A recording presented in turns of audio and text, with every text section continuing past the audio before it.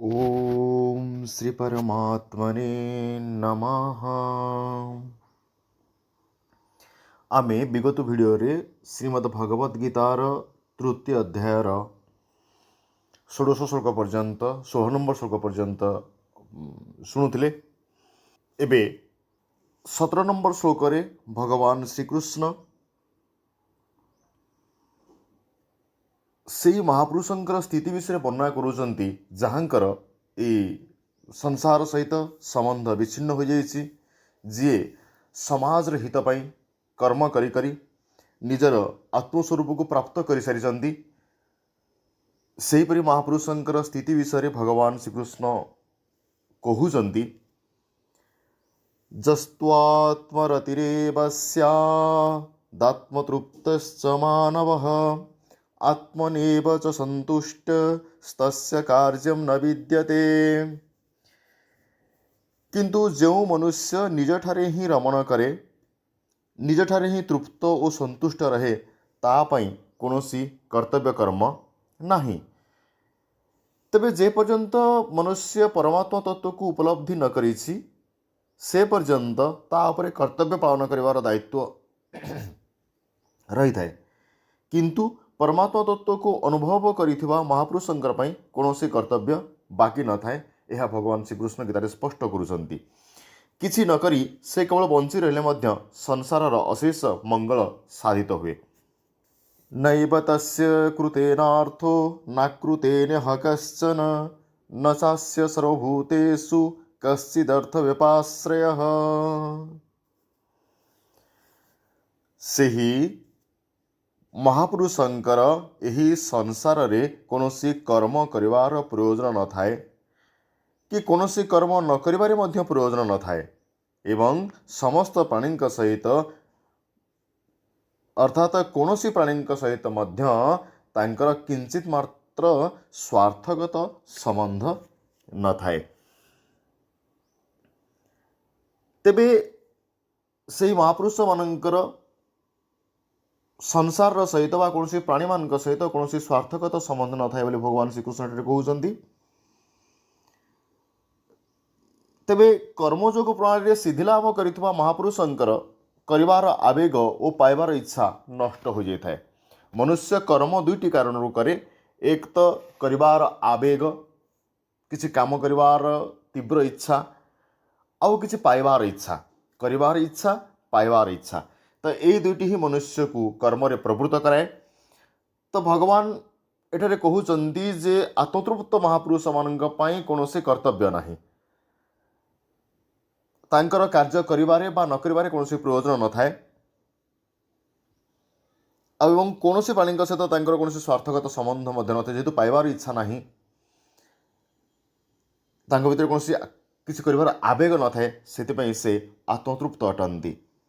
तापरे भगवान श्रीकृष्ण आगु कहउचंती तस्मासक्त सततम कार्यम कर्म समाचर असक्तो ह्याचरन् कर्म परमाप्नोति पुरुष।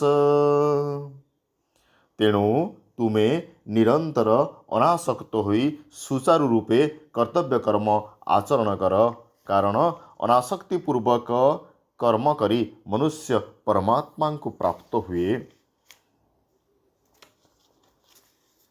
ते परमात्मा को प्राप्त होवार मार्ग भगवान श्रीकृष्ण ए श्लोक रे कहउचंती जे मनुष्य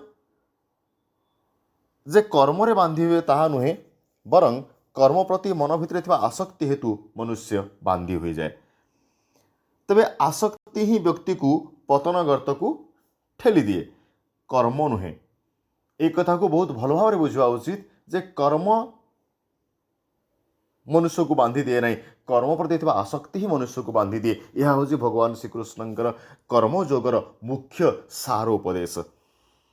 अनासक्त हुई केवल अन्य मानक हित उद्देश्य कर्म संपादन कले मनुष्य संसार बंधन मुक्ति लाभ करने संगे संगे परमात्मा तत्व को मध्य अनुभव करिपारिबो। तेबे कर्म रे परिश्रम और कर्मयोगरे विश्राम रही तथा परिश्रम क्षेत्र में शरीर उपयोग हो पारे, विश्राम पाई शरीर कौनसी उपयोगिता नाही। आगु भगवान श्रीकृष्ण कहउचंती जे एहीपरि कर्म करी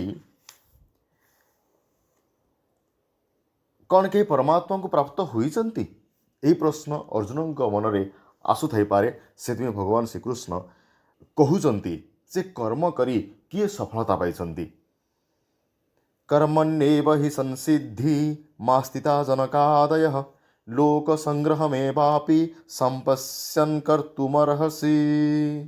राजा जनकंक परी अनेक महापुरुष मध्य कर्म द्वारा ही परम सिद्धि प्राप्त होइथिले।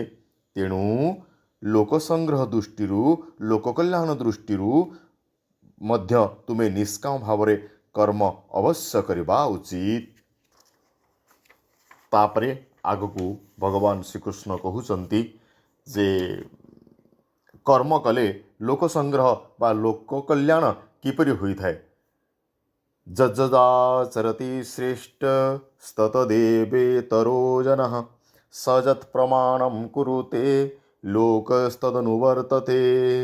श्रेष्ठ मनुष्य जो जो आचरण करती अन्य मनुष्य माने से आचरण करती। तो से जहाँ प्रमाण कर दियंती अन्य माने तदनुसारे आचरण करती। तेबे श्रेष्ठ पुरुष मानू जेहेतु साधारण लोक माने अनुकरण करती से श्रेष्ठ पुरुष माने उत्तम भाव रे कार्य संपादन करने उचित। लोक कल्याण पई कर्म करने उचित।